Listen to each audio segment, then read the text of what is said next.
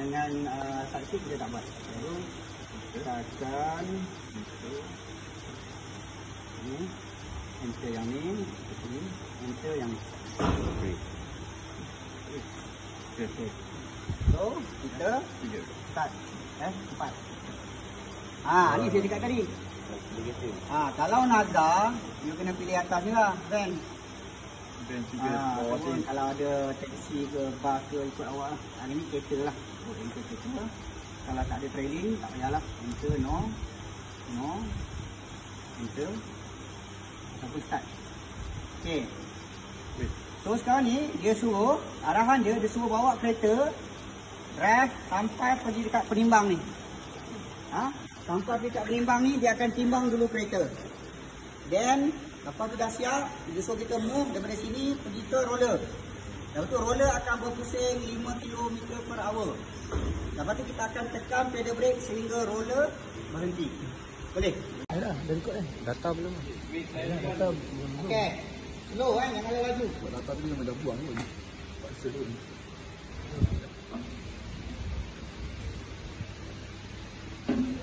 Lagi.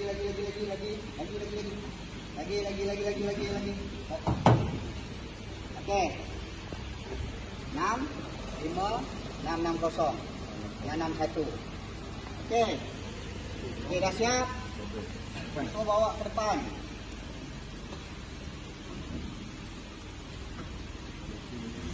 Okey, lepas dekat end, ambil lepas ambil lepas.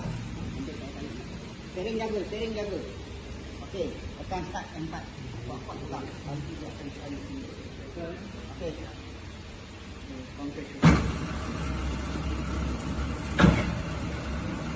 Okey, sekarang ni awak tekan pedal brake sampai yang ini kena escape. Okey. Lambat 1 2 3 push. Okey, go. Okey, jalan dulu. Jalan sikit. Nak enter dulu, enter dulu. Kejap. Kalau enter, dia suruh buat. Dia ingat kita nak buat lagi. Lepas dia kena lepas dulu. Supaya benda ni terangkat dulu. Lagi. Tak dah. Tak apa je. Sat. Lagi. Tapi dia nanti. Itu break lagi ya? Break ya. Start.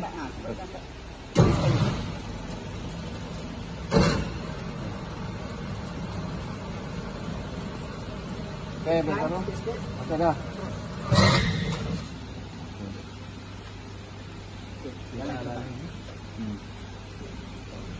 Dah betul? Dah susun. Okey, betul. Baru dia keluar yang ni. Okey, lagi. Belakang pula. Lagi. Op. 4 2 1. Okey, brake belakang. Masuk dalam roller. Lagi.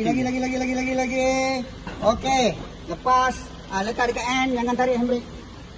Okey. Tekan start M4. Ni pakai pedal Jap, bagi dua roller jalan dulu. Okey, tekan sikit bagi biru tu naik. Terus lanjut tak kuat. Lepas balik, lanjut kuat. Okey. Tekan enter. F3.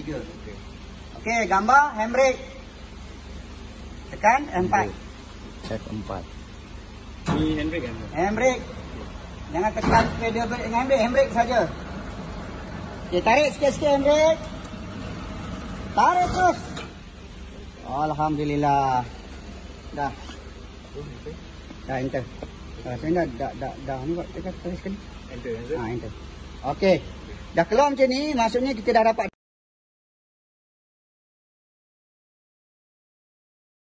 This is the result for the lap 5 side slip test, measuring the car weight, adherence and brake test.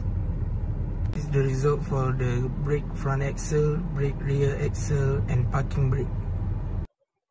For discussing question number 1, based on the inspection and observations, Why are brakes forced left hand and right hand must have difference of less than 30%?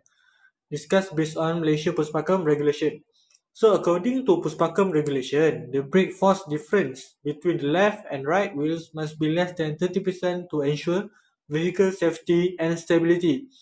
If the difference exceeds 30%, the vehicle may pull to one side during braking, causing loss of control, longer stopping distance, and also uneven brake or tire wear.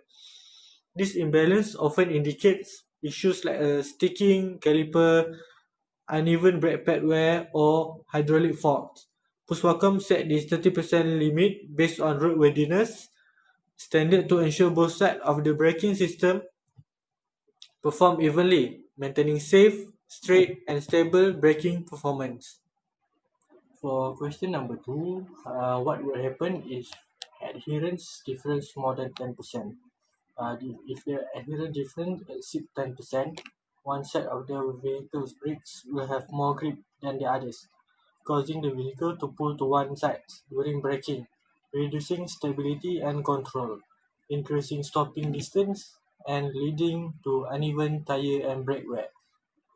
For the third and final question, discuss brake force result based on roller testing results. Brake force result from a roller testing shows how effectively each wheel brakes. Balance and height readings indicates good braking performance, while low or uneven force suggests issues like worn pads, seized calipers, or hydraulic faults. Overall, the test ensures the brakes provide safe and stable stopping performance.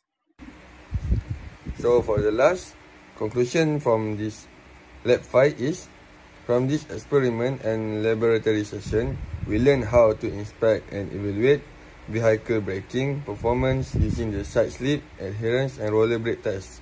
The results show that balanced brake force and proper wheel alignment are essential for vehicle stability and safety.